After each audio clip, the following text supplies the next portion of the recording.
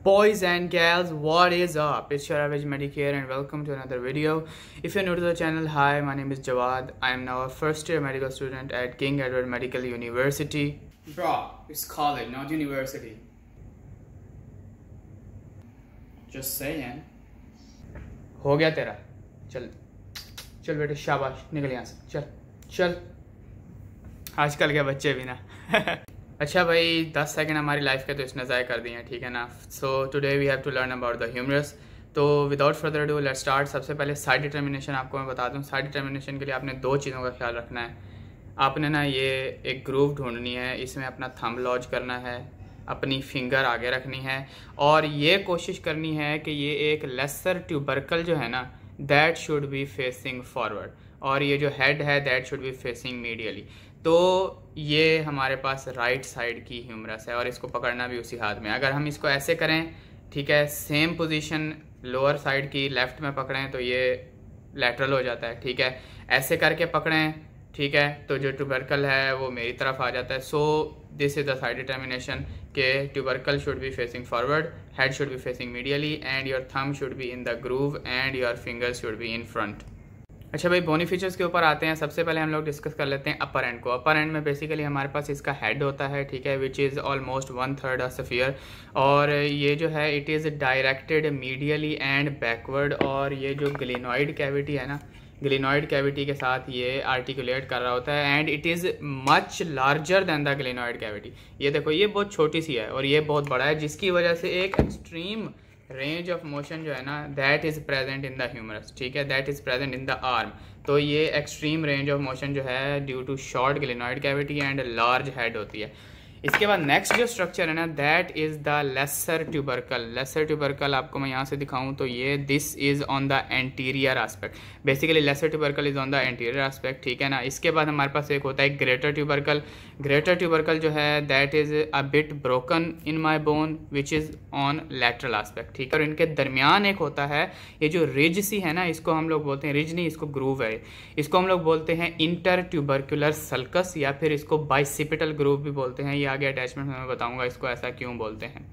अच्छा, नेक्स्ट अब हमारे पास जो रह जाती है ना, वो है इसकी नेक्स। इसमें सबसे पहले एनाटॉमिकल नेक को डिस्कस कर लेते हैं। वो है हमारे पास बेसिकली हेड को rest of the upper and से सेपरेट करने वाली एक लाइन होती है, ठीक है, वो बिल्कुल ये इस जगह पे होती है, एनाटॉमिकल नेक। इसके बाद होती है surgical neck. Surgical neck basically upper and को शाफ्ट से सेपरेट करने वाला एक कंस्ट्रक्टेड पार्ट है, that is round about here, ठीक है। अब इस सर्जिकल नेक को हम इस ऐसा क्यों बोलते हैं, because it is the most common site of fracture. Upper and के फ्रैक्चर की सबसे कॉमन साइट है। बेसिकली मेरी ये ह्यूमरस भी फ्रैक्चर्ड है, ये एक ट्रांसवर्स फ्रैक्चर है, लेकिन ये और फ्रैक्चर है, सर्जिकल नेक थोड़ी नीचे होती है, ठीक है। तो सर्जिकल नेक का फ्रैक्चर मोस्ट कॉमन है। और इसी के पीछे जो है ना हमारे पास सर्कमफ्लेक्स नर्व, या जिसे हम एक्सिलरी नर्व बोलते हैं ना, वो पड़ी होती है, और वो डैमेज हो जाए तो हमारे पास डेल्टॉइड पैरालाइज हो जाता है and that sort of stuff.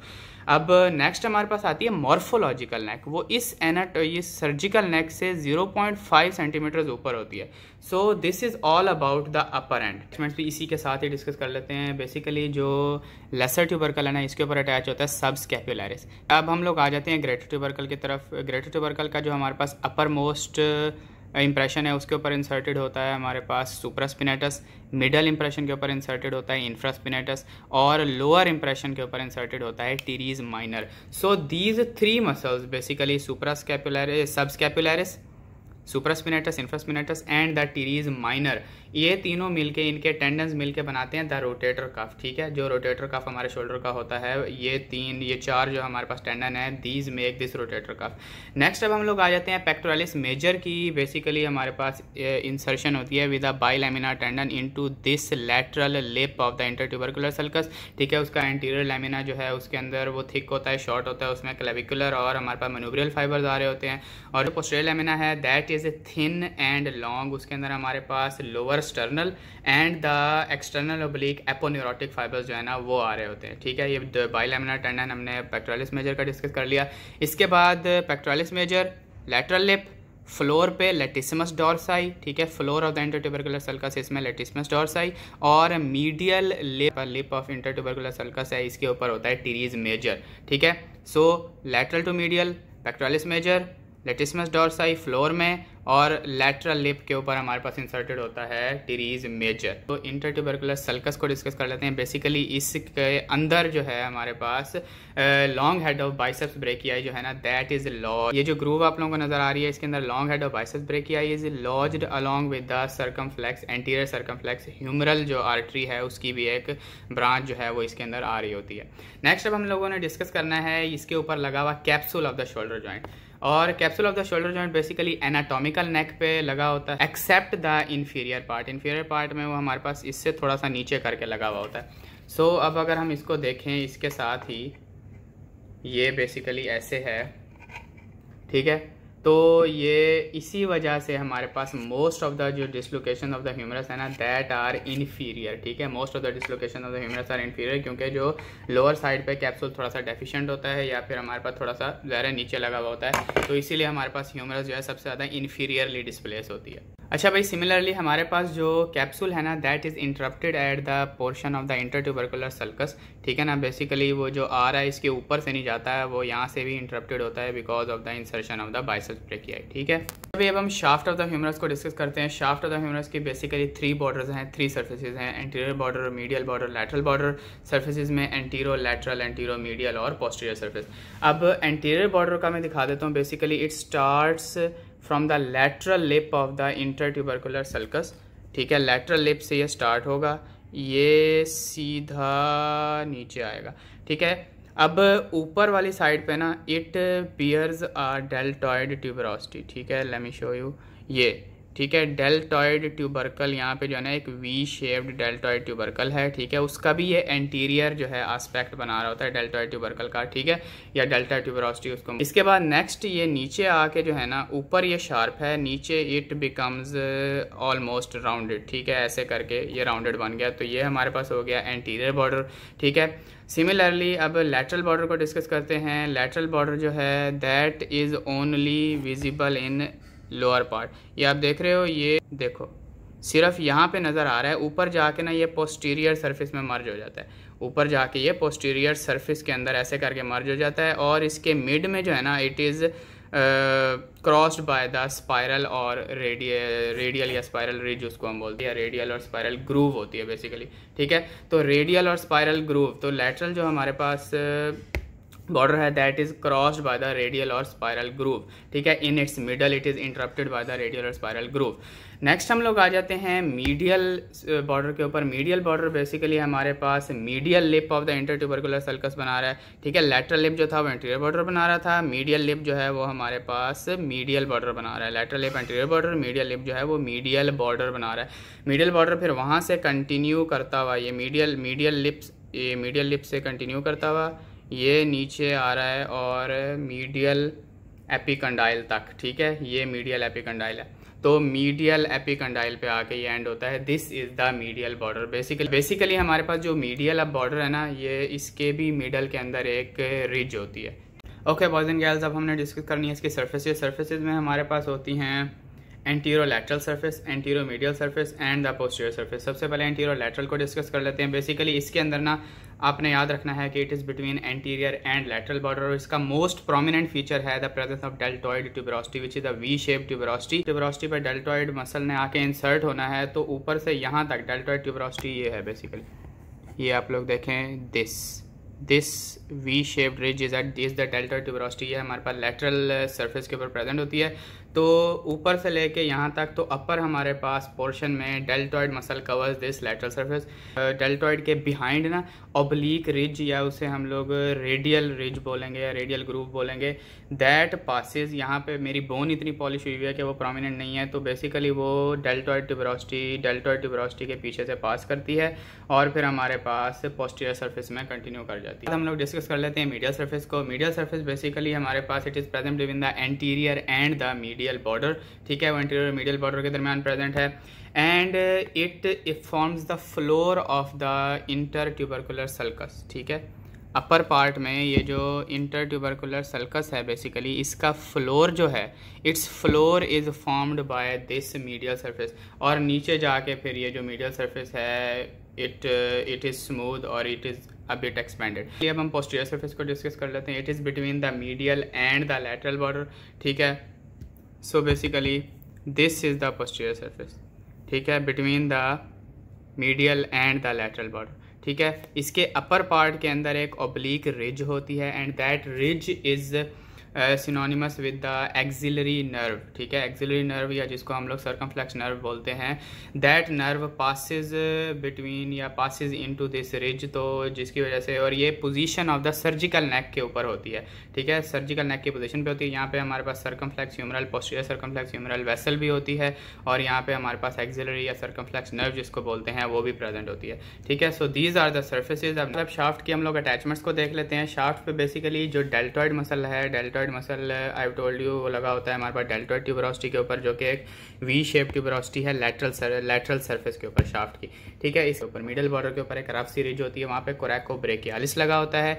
इस तरह ब्रेकियालिस मसल जो है ना, वो बेसिकली एंटीरो मीडियल और एंटीरो लैटरल के लोअर हाफ में, मतलब इस पोर्शन में ऑलमोस्ट यहाँ से ऐसे करके और थोड़ा सा पोस्टीरियरली भी, ठीक है। तो ये हमारे पास कोरैको ब्रेकियालिस मसल जो है antero medial, antero lateral and it reflects posteriorly, तो ये कोरैको ब्रेकियालिस की अटैचमेंट है बेसिकली। अब हम लोग ट्राइसेप्स ब्रेकियाई की बात कर लेते हैं। ट्राइसेप्स ब्रेकियाई मसल बेसिकली हमारे पास, हमने रेडियल ग्रूव को जो है ना याद रखना है। रेडियल ग्रूव जो है, वहाँ से हमारे पास जो रेडियल नर्व है ना, बेसिकली वो एंटीरियर कंपार्टमेंट ऑफ आर्म से पोस्टीरियर कंपार्टमेंट ऑफ आर्म में जा रही होती है।